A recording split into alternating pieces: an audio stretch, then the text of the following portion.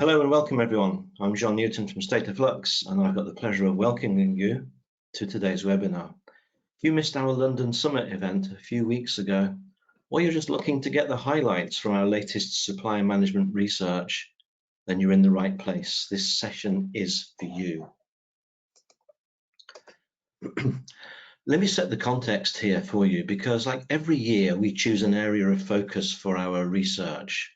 And given the level of supply chain turmoil of the last few years, this time we've chosen the theme of the extended enterprise.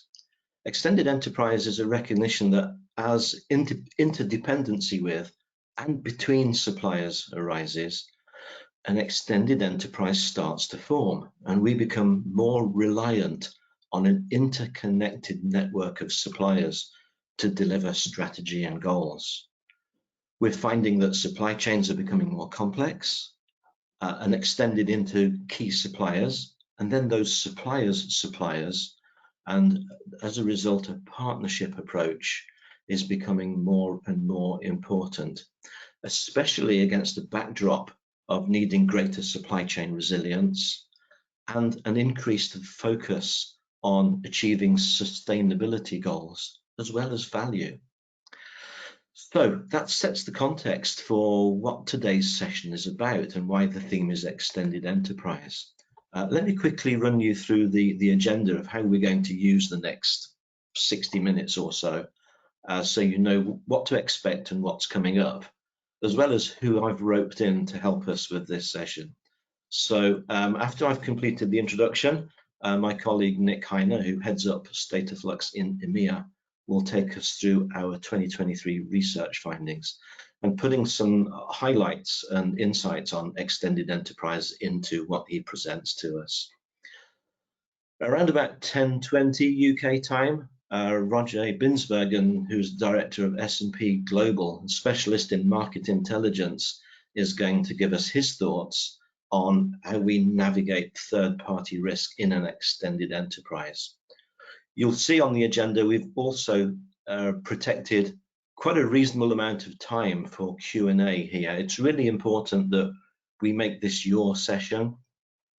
So as Nick and Roger are presenting, if you hear topics that you'd like to ask questions on, let them come to the surface, put them into the questions box in the GoToMeeting interface, and we will put them to Roger and Nick live as the session is in progress.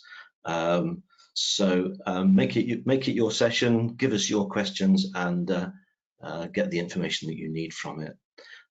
Around about 5 to 11, I'll be passing the baton to Nick, and Nick Heiner will give us his closing remarks and key takeaways for the session, and then we should be closing on time at 11 AM. So I hope you're looking forward to this as much as I am. You never quite know what's going to happen on one of these. So without further ado, let me ask Nick Heiner to switch his camera and microphone on and to take the stage, and he'll take us through the research findings. So there he is. Nick, over to you. Good morning, everyone. Thanks, John. And yeah, thanks for joining us on a Monday morning.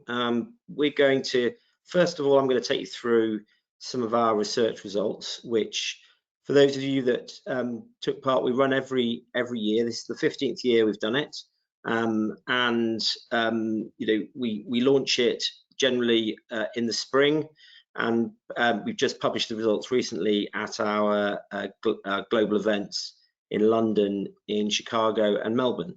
So if you'd like to be involved, then please let us know. We're always looking to to increase the numbers as much as possible. So if we go to the next slide, I've already mentioned. Next slide, there we go. I've already mentioned we're doing it for 15 years. So all of these reports are available on our website. You can download and access these in a flipbook format and go through them. And they include not only articles obviously on the theme in this year's extended enterprise, which I'm going to go a little bit more into, but they also have case studies, which from our feedback, people is often almost the best bit. So we've got a number of case studies from global companies. And if you go into the previous research reports, you can find other case studies as well. If we go to the next slide, our research is global. I mentioned that we have 3 launches of our research. This year we had over 500 respondents representing 350 global organizations, which is fantastic. And it's a global cross-section as well. We do get, although the numbers suggest we don't get much input from the regions LATAM, Africa, Middle East and Asia, we do obviously speak to many companies that are operate in those areas. It's just the headquarters tend to be what drives the percentages. So we get a lot of feedback about what it's like to try to work with extended enterprises and strategic suppliers in those regions, and certainly can share our experience if that's something that you're experiencing right now. Next slide, please, John. Okay, so our research covers the methodology of our research covers what we call 6 pillars. So we look at how you conduct your supplier management, risk management, all aspects, and we basically give you a score around these pillars. So value represents how well you've set out your value proposition. Engagement is how well you've engaged not only with your internal teams, but also your suppliers. And obviously for this theme, extended enterprise, how you engage with your suppliers is critical. I'm going to talk a bit more about that, but one of the questions we often challenge our clients with is, why does your supplier want to work as an extended enterprise with you rather than any other supplier? So that engagement is critical. Governance is all about organization. It is pretty associated with technology, increasing with technology, and so how well organized clients are and how well they engage again with their supply chain and internal teams is very important. People is an area that I think it's under a little bit of pressure right now. Maybe levels of training and engagement in teams, or maybe just having more remote teams, making that a bit more of a challenge. That tends to be with internal people. And then obviously we've also got collaboration. Are you achieving collaboration, which undoubtedly you will need to achieve an extended enterprise? Okay, next slide, please. Okay, so this is our results from 2023. For those of you that haven't seen the way we present this before, you'll see the 6 pillars along the x-axis, and then the 3 bars represent the average scores from 3 groups that we put the respondents into: leaders, fast followers, and followers. And there's a minimum bar that you need to get to become a leader or a fast follower, and you'll see that we set that level pretty high for leaders. So for leaders, there's just 8% of the total cross section are leaders, and that's slightly down, and we're going to talk a little bit more about how we see that. But the shape, actually, year on year, the shape of that line and that result, doesn't change hugely. The one exception to that is technology. So this year, we've decided that after some pressure from the community, we've decided that for those that use Excel for their approach to technology, we have included that, and we have recognized it. People have obviously invested a lot of time and money in some cases in their Excel models, and so actually the technology pillar looks slightly higher than previous years, but that's mainly because we've included Excel, and we'll talk a little bit about that. Let's go to the next slide, please. Right, so we've got 4 or 5 takeaways. I'm not gonna. I'll just comment on a couple of them. The first one is, I talked about that leader group just being 8%. Well, actually, whilst globally it's gone down, in EMEA it's gone up. So the EMEA businesses are actually doing better, certainly in terms of percentage of leaders, than they were in previous years, which is fantastic. And I think we've certainly seen some of the drivers of of all this best practice certainly has been a hangover, if you like, from COVID, and people realizing that they really need to ensure their supply chains are robust and resilient. And there's some other trends which I'm going to talk about. Again, collaboration in EMEA has gone up. So there's more, and if you like, collaboration is probably one of the best examples of extended enterprise, and people are thinking about collaboration with their most strategic suppliers, and that has gone up as well. So we've got more organizations becoming advanced or established, which is how we grade. But I mentioned this in the introduction, people is a little bit under pressure. And when we ask why that is, the kind of answers we get is around other business priorities, and really, we see that as probably as an investment piece. But we would reiterate that if people don't know what they're doing to do brilliant supply management, then they definitely need that support. If you go to the next slide, please, John.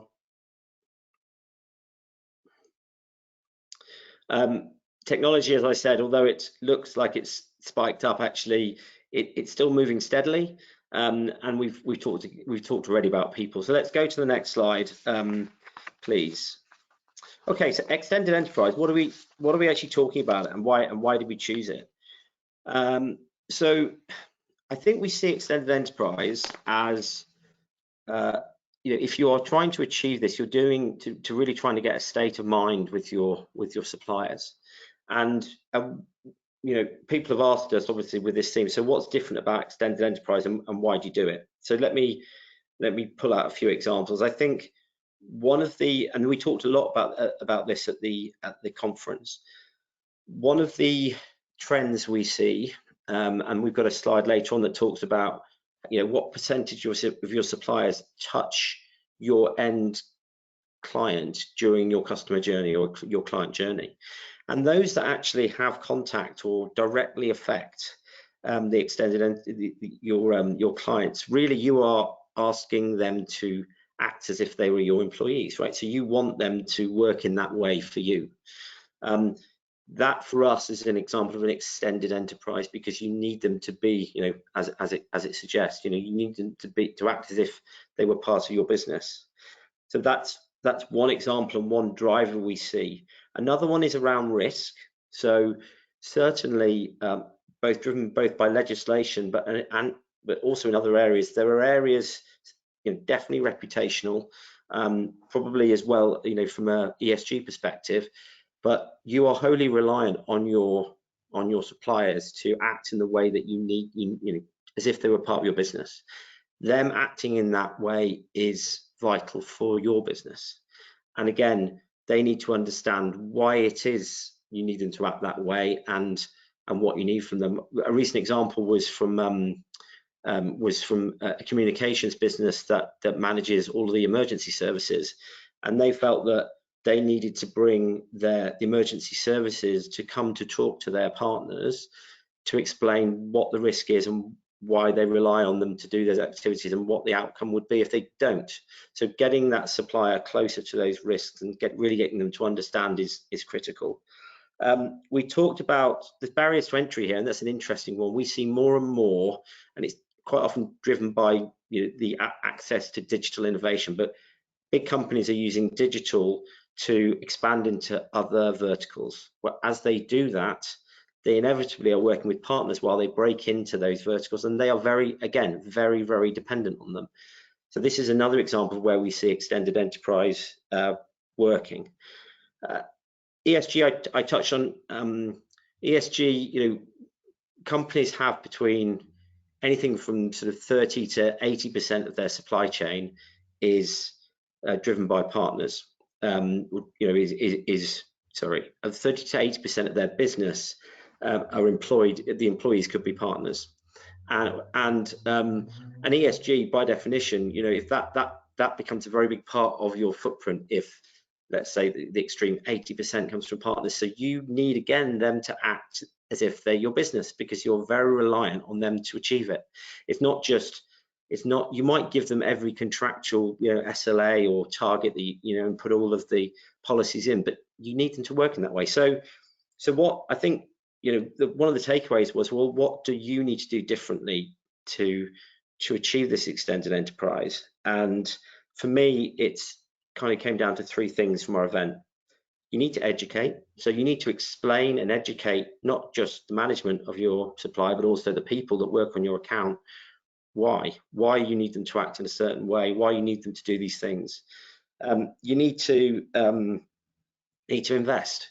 So you need to help, not just explain, but then also perhaps train them, right? Give them the information, give them the access. Maybe it's through a portal, but you need to train them in exactly what you need them to do and how you want them, to carry out the service.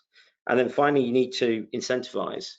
So what is the benefit of a business putting all of this time, energy, and money into being your supplier? Because obviously, if you don't do that, then there's less of a business case for them to do it. So hopefully that gives a little bit of a explanation about how we see the extended enterprise and what we were talking about this year.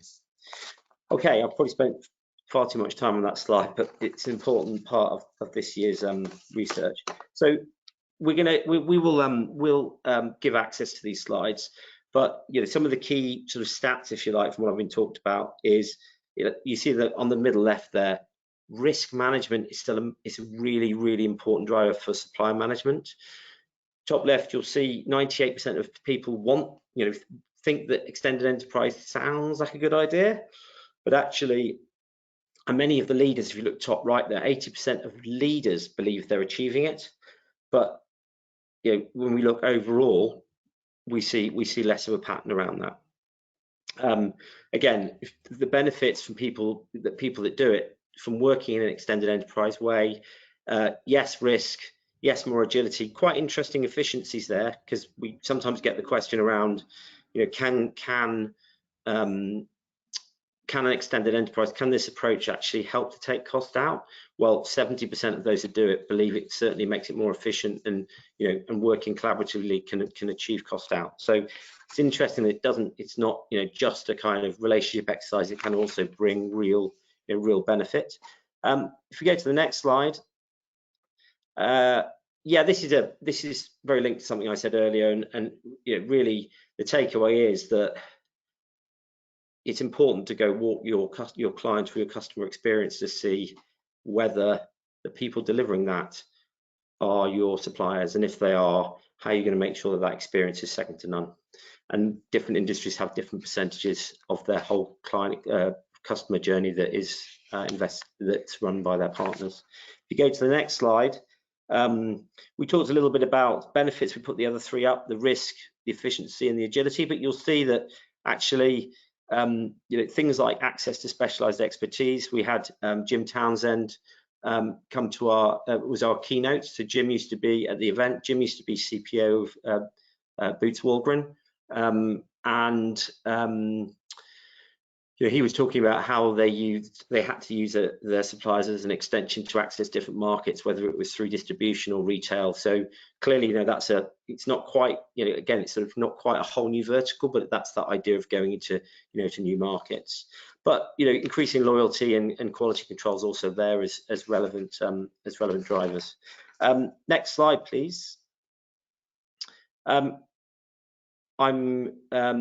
I think the one stat to look at here is, we've already said that 50% of many businesses are employed, within suppliers, and this idea that as a group, all of us needs to shift to becoming, rather than being seen as process, monitors of process, look at how you can actually manage this extended enterprise to add value, and this will undoubtedly make your position more business focused.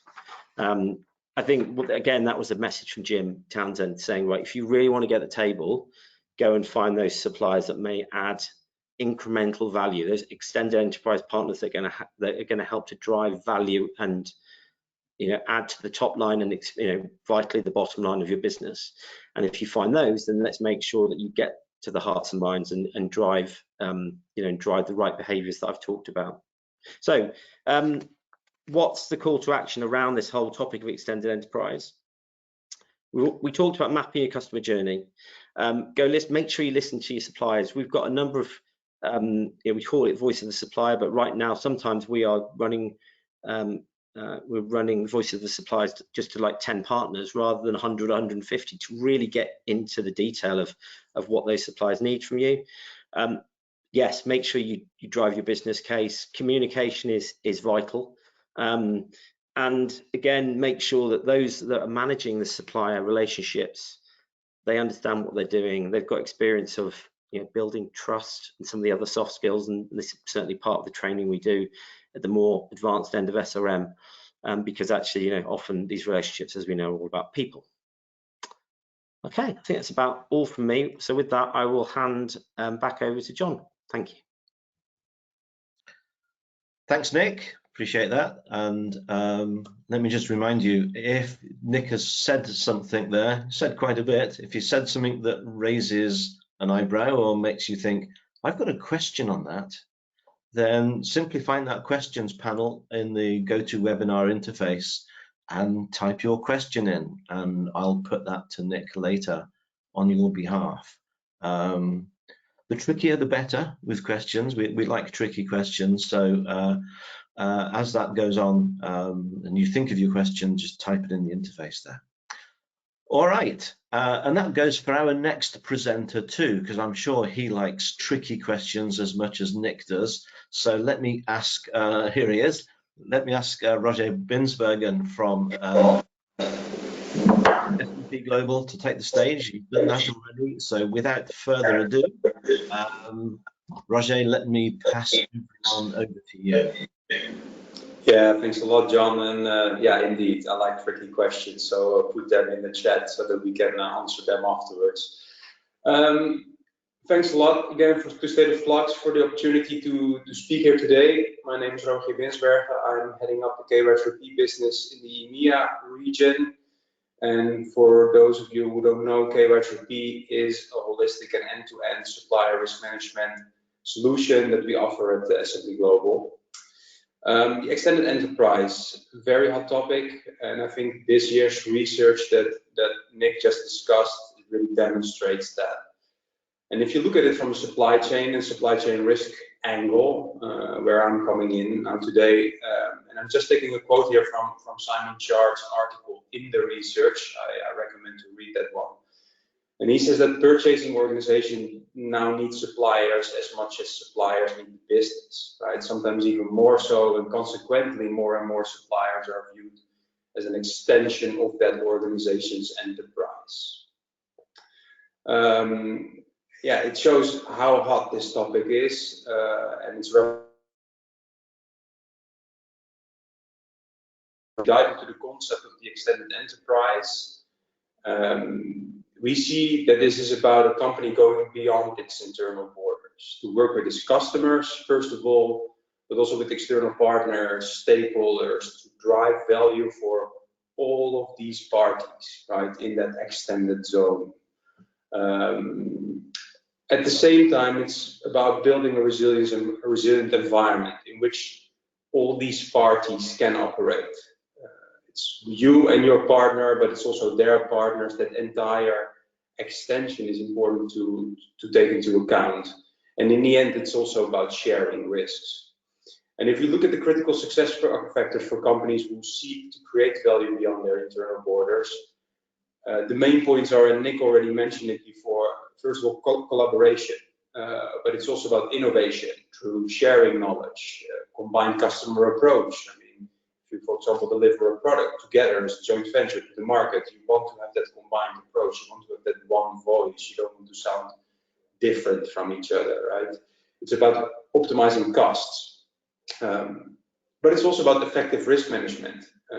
If you really build robust partnerships, it's about information sharing. It's about leveraging the same technology, right, to deliver your products or to build products. It's about making sure that you ensure that you're compliant with regulations. So these are all elements to be taken into account if you extend your borders, right? If you engage with other external companies to deliver value to your own business. So in the end, it's literally to share, and share not only the value, but everything that is necessary to generate and protect this value for all parties. And as I said, it's nothing new. Actually, if you dive into the origins of, for example, the word partnership. As an example, it comes from Latin word partitio, which literally means division or to divide or to share. So in the end, it's nothing new. It's already dating back to the Roman times. It's good to all know that and take that into account. So if we go to the next slide, let's take a look at some trends actually that we see, and especially from that risk management angle. And I was speaking with one of my colleagues from S&P Global Maritime and Trade Division. So this is a division where we a lot of data related to supply chains, about trades and developments. And we were together at an event in Munich in fall, and she was actually talking about supply chain patterns. And the research that they've conducted actually shows that more and more patterns, we see more and more patterns of deglobalization and nearshoring. So, for example, moving production centers closer to the consumer, but especially also the export of high technology commodities from China to China are more and more limited. And as we see here on the slide, and some registrants who also joined the session in London earlier in November might have seen already this top quote, but it's an important one because this research by Economist Impact Group, it shows that nearshoring and regionalization has increased by 8% and reshoring even by 10%, like over 2 years' time. And these are significant numbers. And if you dive into that research, it actually shows that there are multiple reasons for this shift. And although economics, costs, etc., is still one of the highest reasons to drive that, the research shows that it's actually quite closely followed by a reduction or reduced risk of disruption by 56%. So that is more and more in balance, the reasons from an economic perspective and the reasons from a risk perspective. And if you look at that risk perspective, it's actually driven by geopolitical risks in particular, building more resiliency to the supply chain and to the overall business. And so it is a fact that many companies are still looking for diversification among their suppliers. I mean, we see that entering in long-term partnerships, but they're becoming more and more conscious of the fact that there are risks involved. So this is what these research also confirm. Now, if you look at the second quote here, that's actually from an article in the Financial Times, and they found that demand for European factory space rises by 29% amid this nearshoring rush. So actually this article confirms that, and what they actually see is that manufacturers are looking to reduce the dependence in particular on China in this case over the geopolitical and supply chain concerns that are over there. And funny enough, if you read this article, it says a quote of one of the companies that was interviewed, and he said, if you want to continue, he said that the customers are saying, if you want to continue supplying us, then we prefer you do it from Europe instead of China. So even customers are demanding this nearshoring or reshoring movement. So this is, I think, all quotes that are showing in articles and research that is showing that the risk perspective of the extended enterprise, and in particular in this case from a geopolitical angle. Now, if we go to the next slide, John, because there are much more challenges than only this geopolitical angle, right, which is a very important one. But there are a lot of large variety of domains to look at from a risk angle. And we can talk obviously about the financial risk and compliance related risk, which probably are part of every supplier risk management program. I mean, should be one of the basic fundamentals. But if you look at it from a so-called threat surface, we can actually mention 4 most prominent risks, and that should be also part of a well-founded and well-established supply chain or supplier risk management program. And starting with that top that you see here, you probably already recognize it, is the E, S, and G, the environmental, social, and governance related issues. And starting with that first one, environmental.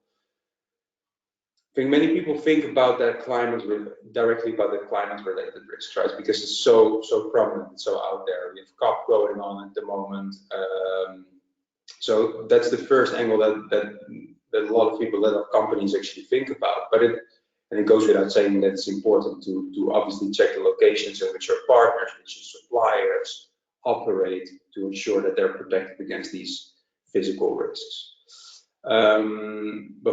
But there are many other elements in this environmental space that should be taken into account as well. Think about pollution, for example, and resources that your partners might use. So issues as air, water pollution, deforestation. If your partner is involved in this, or participants in your joint venture in which you're operating are involved in these type of adverse activities, it can draw regulatory attention, scrutiny, but also introduce reputational risk. There are many case examples that actually show this. So if before you engage and before you extend that enterprise and before you go beyond those boundaries or before you settle a joint venture, check that up front, like where are their operations located, but also how are they operating. I think that is the main message here. And it's the same for the social risk that you see here. So these are more about labor practices, partners engaging in poor labor practices, including fair wages, unsafe working conditions, child labor, etc. You want to make sure that you're protected from this. You don't want to engage with any partners and suppliers that are obviously involved in those activities, because it can impact you as well. It will impact your reputation, and we have a lot of examples where this can even drive lawsuits against your firm too. A couple of weeks ago, we did another webinar within S&P, and I definitely recommend people to watch that back, because we discussed a couple of case examples. But there it shows like how long these lawsuits can go and what type of financial impact that can have as well. Now, governance-related risks, to conclude the ESG section, are obviously important, like ethical business practices, etc. You want to make sure, we said already, like this approach to customers, right? That should be one unique approach, one unique voice. But it means that also the ethical business practices and the values of both companies should be fairly similar. It doesn't mean that they're exactly the same, but they need to be close to each other and work together. So that's definitely something to take into account before entering into any partnership or extend your enterprise. Then what you see here, and we mentioned it before actually, is the cyber and information security angle. So we said information sharing and leveraging the same technology are critical success factors for an extended enterprise to operate effectively and efficiently and to be successful, literally. But that also introduces risks. So first, in managing diverse technology landscape that goes beyond your own internal infrastructure, this means that you have to ensure that the data security across these systems, and same for cyber attacks, are protected, right, and are aligned with your own internal policy arrangements. I mean, you cannot just let that go. I mean, it's just to create value. You want to make sure that that company also is well protected, like yourself. And it's the same thing if you leverage technologies, you build APIs to share tech and share data. It means that you extend not only your enterprises, but also your threat landscape, right? So it's something to take into account before you start entering into any type of partnership or engage with any type of supplier. So ensuring to know what your suppliers or partners are doing in this space is fundamental. And not only ex ante, before you engage with that partner, that's also very important to mention. Ex ante means doing a due diligence assessment before you engage, making sure that before you sign that contract and you go to operate together, you do an assessment. And it's important to do that ex ante assessment, but not only ex ante, but also during the engagement. So monitoring and even testing together, I'll come back to that later, but it's fundamental. Now, the last one that you see here, geopolitical, we already briefly discussed, so I won't go into depth here. I just want to highlight one other thing that Nick actually mentioned that is not on the slide here, And that is a very large, complex problem of the extended enterprise. And it has to do with mapping. So if you map out that entire supply chain, you might encounter that there are indirect suppliers that you don't directly work with, but that you are actually very dependent on, that are maybe actually part of your extended enterprise. And the depth of the network and its supply chain and the control over that entire end-to-end supply chain, including indirect suppliers, is fundamental. You should perform that mapping to understand what's happening in that end-to-end chain, and to understand where you actually, on which indirect suppliers or partners you might actually rely on. So if you go to the next slide, and this is of course now the question, how can you best benefit from that enterprise, or how can you still unlock that same value without over scrutinizing or creating too much burden on the supplier and the partnership management process that you have established? I mean, in the end, companies seek to extend their enterprises to create that shared value, as we said, and not to destroy this value by introducing a lot of operational burdensome steps. So how can you do that? It starts with, and we touched upon it, optimizing the due diligence process. So that is that ex-ante assessment. That ex-ante assessment that you can re-perform obviously during the engagement, but ex-ante is very important. And here there are two things I think to look at. The first one is to look at the due diligence framework. You should have a robust framework in place that takes into account also the latest regulations. If it comes, for example, to a cybersecurity perspective, take into account all the global standards, and then transform that into a quality of, for example, questions that you can ask to your partner, and controls that you want to include that assess your supplier or your partners on, as well as the process. So when you're doing this fully in-house, then leverage technology, right, to store your results, through which partners can easily enter, reply to your questions or questionnaires, or due diligence questionnaires, DDQs, potentially recycle previous responses, as well as have a seamless interaction between the partner and you as an assessor. I think that is very important, that you facilitate that process well via technology if you do it in-house. But not, if you do it only fully in-house, you should also actually think about leveraging the options to go external actually with this process. And there I mean seek for external data to inform yourself, and maybe even an external assessor that can do it on your behalf. And here there are plenty of examples. Information providers like ourselves at PSP Global, we provide shared assessment utilities where you can approach suppliers together with your peers. You can leverage our assessments that we already have on the shelf, or call us to perform an assessment that you cannot perform by yourself because it's hard to enter supplier, or because you want to have that external view, which is sometimes important to have that independent view on the gaps. You might sometimes also be a little bit judgmental about your own partner, so it's good to have that independent view. And doing all of this, so leveraging that technology, leveraging data, leveraging external assessment, can massively decrease cycle times in the end. This is an operational process that might take long, that traditionally takes long, and it can improve the quality and the robustness of these assessment results.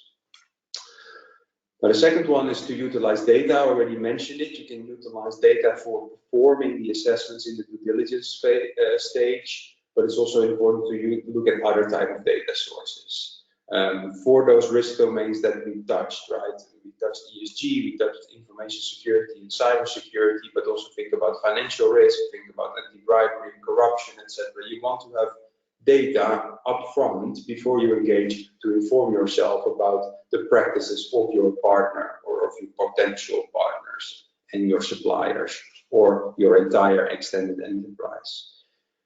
Before you engage with them, but especially during that engagement, you want to monitor that that still goes well, right? That there are no that there is no adverse movements taking place. And when you can actually monitor that with data. And when you see that, then you can start again that more in-depth due diligence process, or interact with your supplier or your partner to understand what's going on. So we have a lot of data available at KYTRP to do this for all these risk domains. Please reach out if you would like to have a review on this. We can discuss this in more depth. You can consult that either through our technology in the platform, or you can even do that outside of the platform if you already have third-party risk management system. Now, the third one that you see here on the slide is scenario testing. And that's a very important one, and I keep on hammering on this during other speeches that I give or panels in which I appear. We think a lot about that ex-ante assessment and then monitoring via data, but it's especially important for partnerships that are supporting services, or where you have a combined joint venture that is critical for you as a firm and critical for your business, to treat them as your own, right? So this is literally an extension of your enterprise, and that does not limit you to just perform due diligence or to work with data to monitor them, but it requires you actually to involve them in your own testing procedures and set up joint scenario testing procedures with clear objectives, clear metrics, including RTOs, impact tolerances, that you're both aware of, that you both agree on. I think that is very important, that testing is fundamental, especially for those critical partnerships that are providing or that are contributing to critical parts of your business. The most important products, for example, those partners working there, those suppliers, you should involve them in your testing for resilience and business continuity management. Now, the last thing is building networks, and this is, and maybe grabbing back on the critical success factors for improved collaboration, sharing resources, transparency, all to protect yourself from these risks and potential disruption. So in other words, build that resilience and to be able to create an effective and efficient extended enterprise that can adapt to changes in different circumstances. So manage through disruption and maximize value in high times. And yeah, in short, sharing that value, but also sharing the risks. So that concludes. See John coming back on. Thanks, John. Back to you.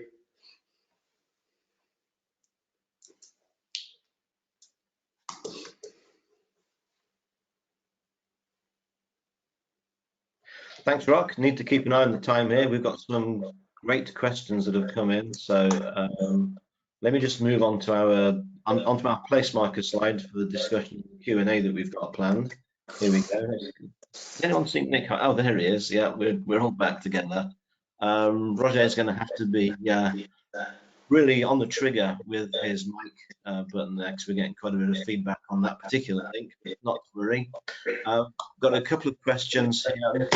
Your question first, then Lorraine, I'm going to use your question after that.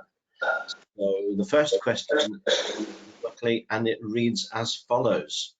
And this is really one that I think, Roger, you should answer first, and then we'll go to Lorraine's question. Neil's question is this: on the reshoring increase, do you have a view of business segment breakdown? Is it manufacturing, telco, financial services, etc.? Where do you see it happening the most, Roger?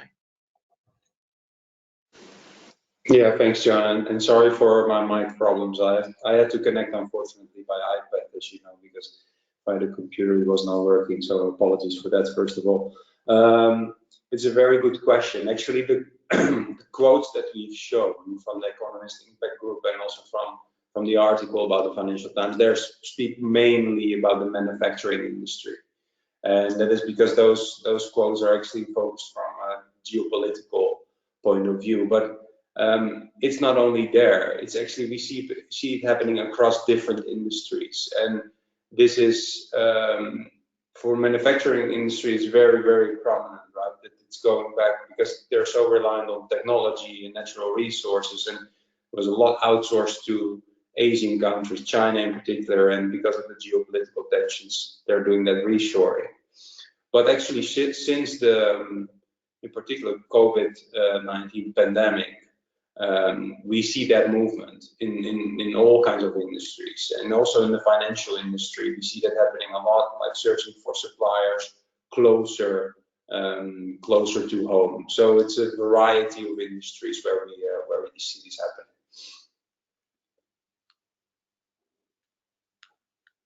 Thank you, Roger. Next question is from Lorraine Eastwood.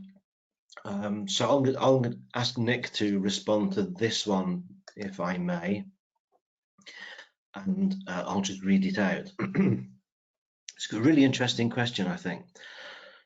Extended enterprise and strategic supply relationship management in general require a mutual appetite to invest in the relationship.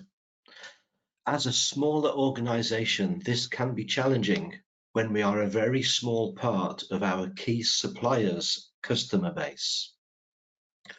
What advice would we give to a customer punching above their weight in a competitive supply market? Sorry.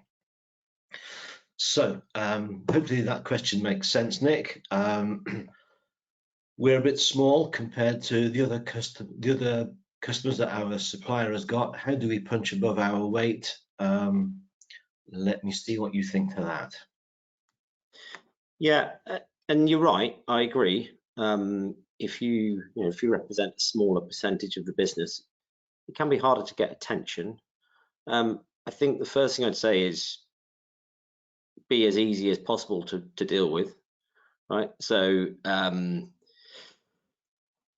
sometimes I think people can make suppliers' life a little bit more difficult by perhaps not communicating as efficiently as you might. But assuming you're a perfect customer, I think the other thing you can do is be a bit more creative. So what I've definitely seen a number of times is smaller customers proactively offer to be part of either new type of products or services or case studies. So quite often you'll find that very large customers won't want to be, for the sake of another phrase, guinea pigs, right, in new areas, and you can probably help by offering to partake in these things. Also, we're really interested in new offers or very happy to be in a case study.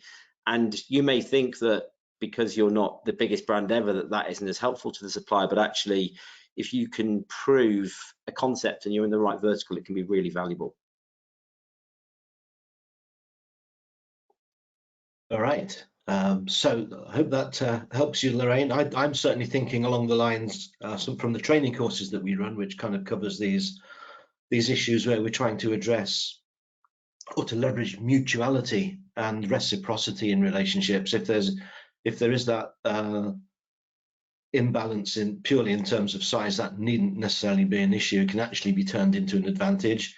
It's all about, and it's kind of embedded in what Nick said, really, it's all about being easier to work with, demonstrating more proactivity, thinking about how nimble you can be compared to the other larger organizations that you're being compared to or alongside in that supply chain situation, and just being better to work with than the rest, demonstrating that you understand the value propositions and are contributing to them, really. That's certainly a topic that I think we could probably have a follow-up conversation on and get into some real detail on, because I think the devil is in the detail on many of these context type questions, but it certainly gets you thinking along those lines. All right, I've got another one here from, and I hope I pronounced this properly, from Ketil, and I'm going to put this to both Nick and Roger in order. Roger, I'll come to you first, so get ready on the unmute button. Good job, you've got that delicate touch there.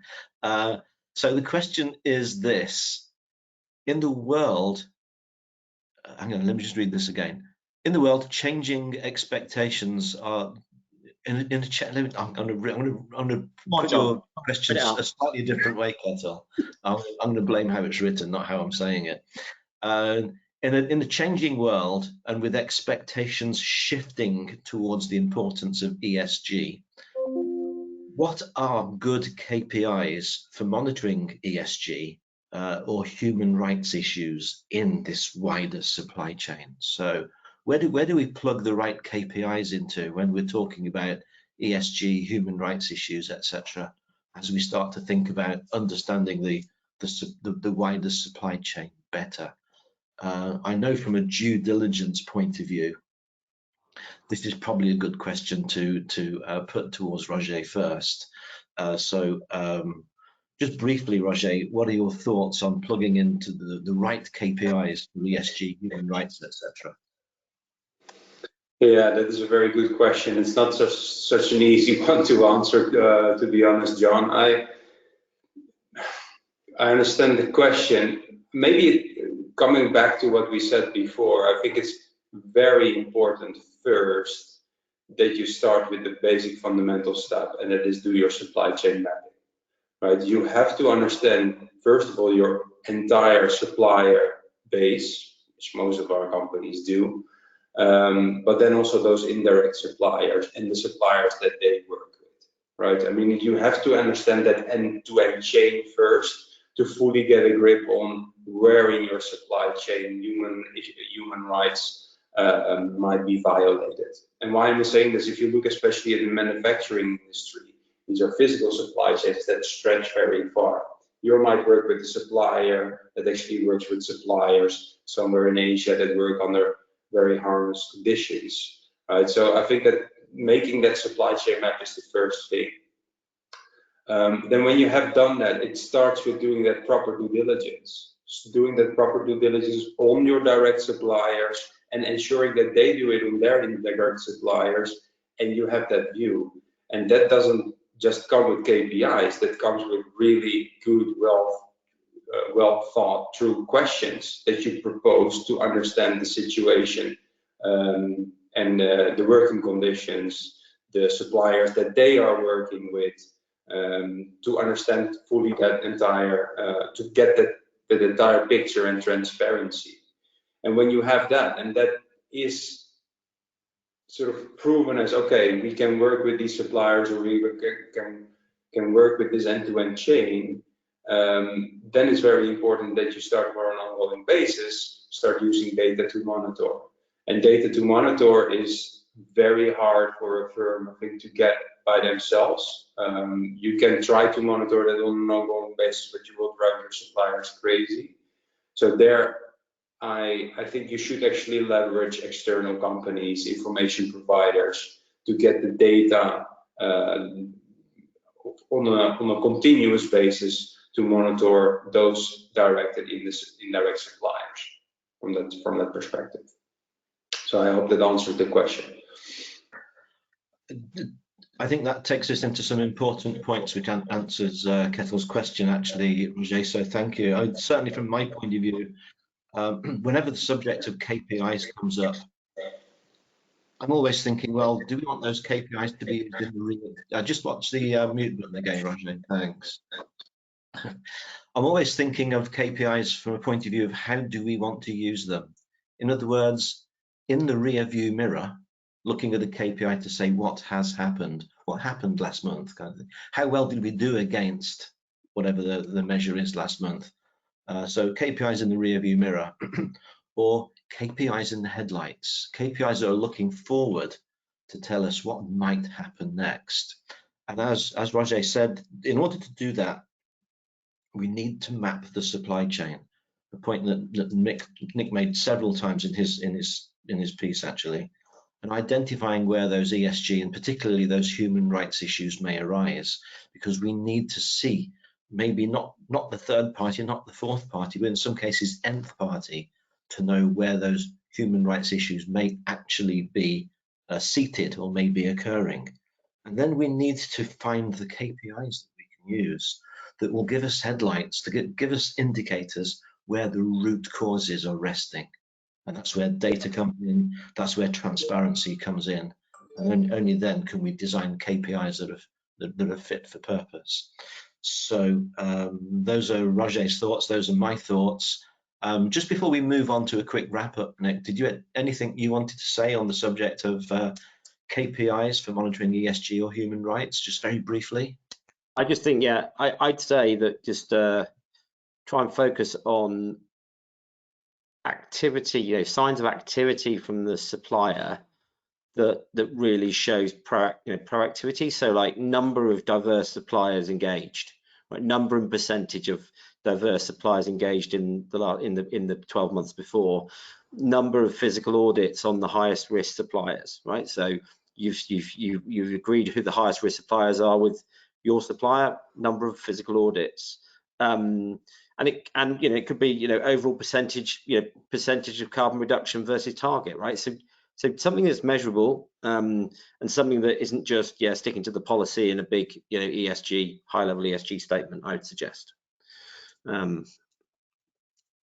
thanks, right, Nick. Everyone's turned their cameras off. Then you're just going to leave me to sum up. I look at it, John. No, not at all. No, not at all. But we are going to turn our cameras off because guess what? It's coming up close to 11 o'clock in the UK. We certainly don't want to overrun. Goodness forbid that we'd ever do that. So what's going to happen next is Roger and I are going to turn off our cameras, and we'll leave you with Nick to give us his closing remarks and to lead us towards the close of the webinar. So Nick, we're in your hands for the rest of the session. Over to you. Yeah, and John, if you could just go to the final slide, because we've only obviously got a few minutes, that would be great. Or yeah, that one there, perfect. So thank you everyone for coming. Roger, thank you very much, and John, thanks for organising us. And Roger, thank you for giving us your perspective on risk this morning. I think what my main takeaway is from this, and there's some points there. We think it's essential that to achieve the extended enterprise, you've got to go listen to your clients. Your clients and your suppliers, but certainly you've got to go talk to your suppliers. I had 4 or 5 people come up to me after the end of or in the week after the event that we had a few weeks ago, and they said, look, we're actually going to look at our segmentation again and look at who are the people that touch our end clients to the greatest extent. We're going to really look at that again, because we don't think that we've looked at that in terms of who are the most important people for our enterprise and how we're treating them. So, think critically about your segmentation, talk to your suppliers. The report's there for you to use and to give access to it from for your team. Please challenge us on it. We love it when people call us up and challenge us. We're happy to take challenge. Happy to have a conversation. And specifically for those of you that haven't done it, we offer a free benchmark. If you go to the next slide, John, we offer a free benchmark to anyone that's interested in us looking. Basically, we benchmark it. That research you saw there, we're able to benchmark how you perform against that average. So we do it by sector. We cover 13 industry sectors. It's completely free of charge, and we can get it done literally in a couple of weeks. So you can then use that as the starting discussion and as part of your business case with your business team. So very happy to do that. Thanks again for joining us today. If you've got any questions, please get in contact with us, and we look forward to working with you. Have a great rest of week. Thank you.